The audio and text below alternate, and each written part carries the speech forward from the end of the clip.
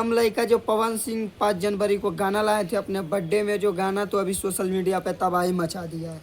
बात करें गाने के, तो गाने आज तक अभी तक ये गाना 3 मिलियन से ज़्यादा क्रॉस यूट्यूब पे कर दिया है और ट्रेंडिंग में इनका गाना बराबर आता है। पवन सिंह के फिर से बवाल आ गया। बात करते हैं गाने के, तो गाने काफ़ी शानदार था और वीडियो भी देख के काफ़ी अच्छा लगा।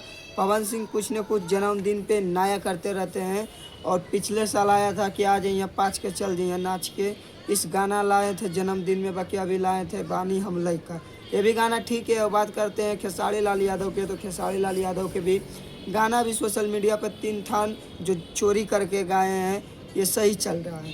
और बात करते हैं तो चोरी करके पवन सिंह को टक्कर दे देते हैं। बाकी इससे कोई पवन सिंह को दिक्कत नहीं, और ये हम नहीं बोल रहे, पूरा पब्लिक बोल रहा है पवन खेसारी लाल यादव के।